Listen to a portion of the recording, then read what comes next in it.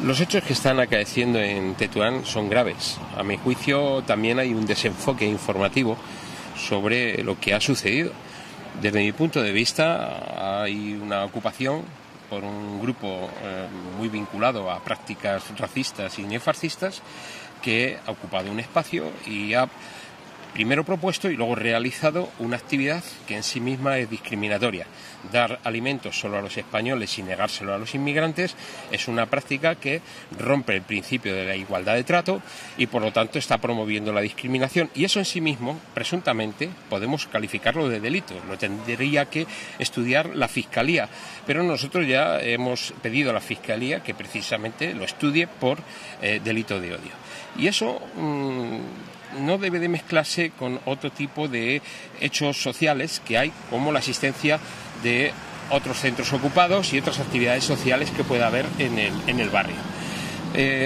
Ocupar o no ocupar es un debate, ¿no? Y si hay gente que ocupa, pero para dar un servicio social, o hay gente que ocupa para hacer una actividad creativa y cultural, pues bueno, no se debe de confundir con una ocupación donde de entrada se está realizando una práctica discriminatoria que debe de ser denunciada. Que luego hay el propietario de la ocupación esta del centro, Ramiro Ledesma, denuncia porque es su propiedad, pues eso tiene otra vía de solución, judicial y administrativa. Pero donde hay que enfocar el asunto es en un planteamiento que en sí mismo está promoviendo la discriminación, el enfrentamiento entre colectivos y, en definitiva, el odio. Es verdad que además esta práctica no es una práctica que no tenga como referencia otros hechos en otros países europeos. Me estoy refiriendo en concreto a la experiencia de Casa Pound en Italia o a la experiencia de distribución de alimentos solo para autóctonos que hacen los neonazis de Amanecer Dorado en Grecia. Yo creo que, por lo que conocemos, el máximo dirigente de Casa Pound vino a España y pegó un paseo por Zaragoza, Madrid, Andalucía, distintos sitios, y promovió su experiencia. Su experiencia es ocupar para crear centros de adoctrinamiento. Probablemente, presumiblemente, esta ocupación, como la otra ocupación en Zaragoza y otras que hay en Castellón y en otros lugares, obedezcan a esta invitación que hizo el líder neofascista de Casa Pound de perseguir las mismas acciones en distintos países, entre ellos España. La Enredadera, por la noticia que tengo, es un centro social, autogestionado, donde se realizan distintas actividades sociales, culturales, y es como muchos otros centros sociales autogestionados que hay en España. Yo creo que la experiencia que ha habido hasta ahora es una experiencia positiva y no se le debe de demonizar ni se le debe de situar en el mismo plano que una práctica que sí es delictiva en sí misma, como puede ser el centro Ramiro Ledesma, que ya solo su nombre indica cuál es la vocación ideológica. Es una vocación ideológica de claro adoctrinamiento en sentido de lo que era Ramiro Ledesma, que era un pronazi absoluto en la época de los años 30, ¿no? Mezclar ambas cosas es mala intención, es querer ocultar la naturaleza de los verdaderos problemas. Yo creo que hay mucha ignorancia y hay un discurso muy peligroso, que es el que está llevando a tener éxito a grupos neonazis como Amanecer Dorado, como también a grupos xenófobos como el Frente Nacional de Le Pen en Francia, que es el discurso preferencialista. Los españoles primero, los franceses primero, los griegos primero. Entonces, esto es una falacia. No hay ni primero ni segundo. Hay un principio de igualdad de trato. Y si se rompe el principio de igualdad de trato, estamos quebrando lo que es la cultura democrática de los derechos humanos. Estamos en el ABC de interpretar el problema de la convivencia. Y utilizar el hambre como arma xenófoba, bueno, es deleznable. Moralmente deleznable y políticamente reprochable, pero también judicialmente punible. Los españoles, los madrileños, las gentes del barrio de Tetuán y de otros barrios debieran de enterarse. Que no se enteran, hay que educar, hay que explicar que eso está mal, que eso rompe la convivencia, que enfrenta a unos y a otros, y qué cosa más mala que decir a un niño: tú sí tienes leche y a ti, como no eres autóctono, como no eres español, no tienes leche. Yo creo que es muy cruel el planteamiento. Yo creo que los políticos primero no se han acercado adecuadamente a la realidad.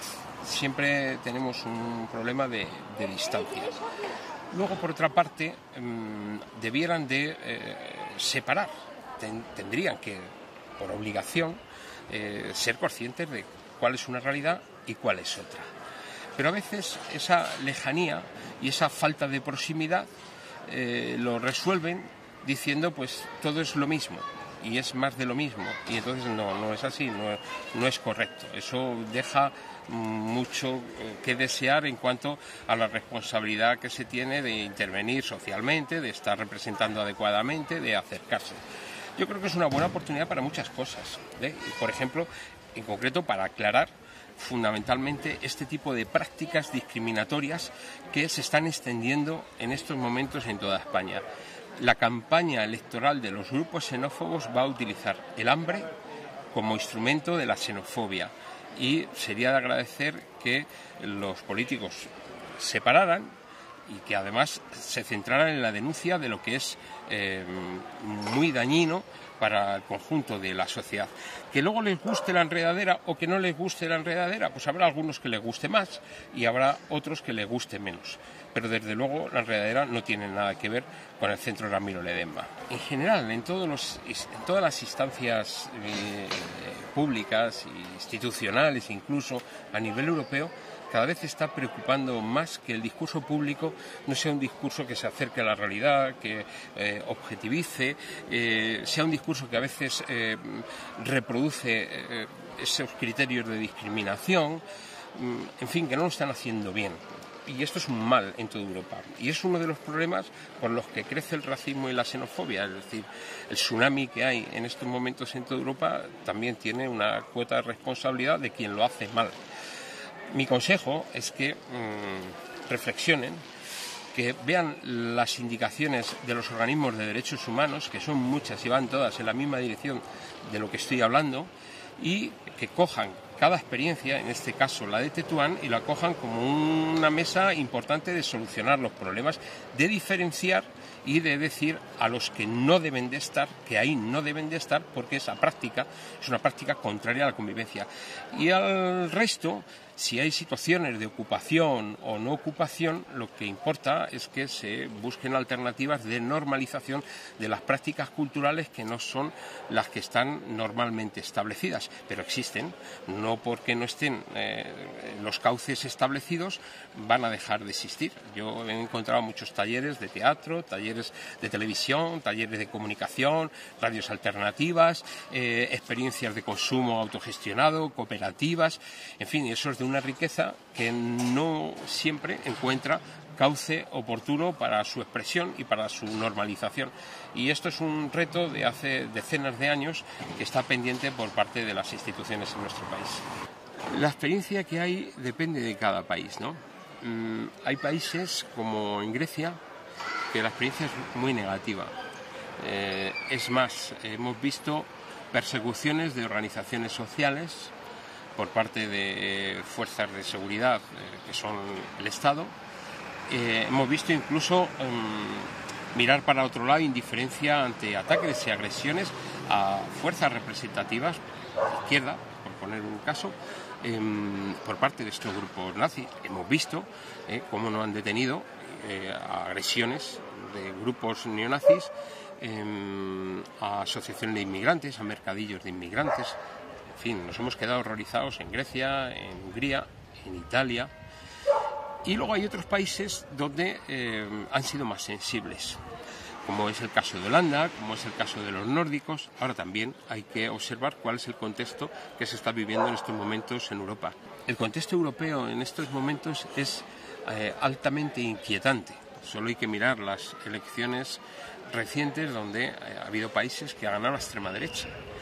Y esto que a lo mejor antaño se había resuelto de forma muy diferente, donde hay una separación, por ejemplo, en Holanda, entre iniciativas ocupadas de carácter social y otro tipo de iniciativas que no se llegaron ni siquiera a atrever a ocupar organizaciones, porque esto es una moda que se ha impulsado en los últimos años a partir sobre todo de la experiencia italiana de Casa Pound, ¿no? Yo creo que el momento es un mal momento y tenemos que hacer entre todos un trabajo para que los valores de los derechos humanos, de la dignidad intrínseca de la persona, de los valores democráticos, pues sean respetados y las gentes diversas, porque somos muy diversos, pues todo el mundo tenga su espacio para poder vivir. Si alguien dice, y eso también vale para los neonazis, yo les digo que no. O sea, el neonazismo, y hay que recordarlo, el nazismo es un régimen condenado por el Tribunal de Nuremberg en 1945. Entonces, que nadie levante banderas de ese calibre, como el racismo, es un delito, porque estamos hablando de prácticas delictivas, no simplemente de ideas o de sentimientos. Por eso no se deben de comparar cosas que son realmente incomparables. Hay gente que no le gusta los alternativos, hay otros que no le gustan pues los socialdemócratas, sí, pero está dentro de la diversidad. Lo que no cabe es lo que tiene una responsabilidad histórica condenada, expresada por un tribunal internacional donde el genocidio racista nazi dejó a esa ideología y a esas prácticas fuera de lugar en cualquier procedimiento democrático.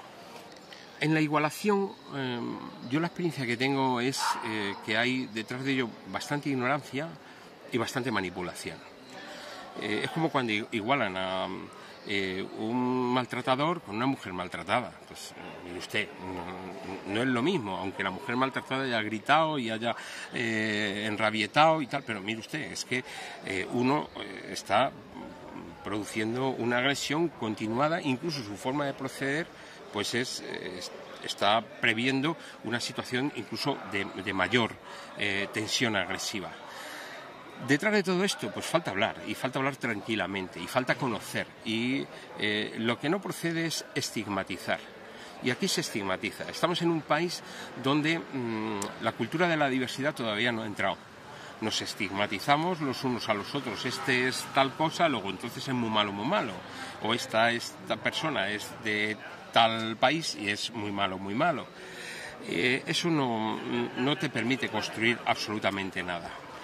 Yo creo que los medios de comunicación tienen que ser responsables y hablar directamente con los protagonistas y también no dejarse engañar, porque si a mí me sale un portavoz de un centro neofascista diciendo nosotros somos buenas personas, no nos comemos a los niños, no hacemos ninguna barbaridad, hombre, la barbaridad la estás haciendo cuando tú eres incapaz de plantearte un trato desigual y además estás utilizando el hambre para enfrentar colectivos y decir tú por aquí no y tú por aquí sí. Eso el medio de comunicación lo tendría que interpretar a la primera, pero desgraciadamente también había que preguntarse si los periodistas reciben una buena formación en las facultades de Ciencias de la Información y si los códigos deontológicos del periodismo se respetan a fondo. Mi experiencia es que en 20 años que llevo de campañas contra el racismo, la xenofobia y otras formas de intolerancia es que todas las recomendaciones, todas las peticiones deontológicas que se hacen a los medios de comunicación en este ámbito no son siempre escuchadas y no son llevadas a la práctica. Y esto puede ser un ejemplo de no congruencia incluso con los propios postulados deontológicos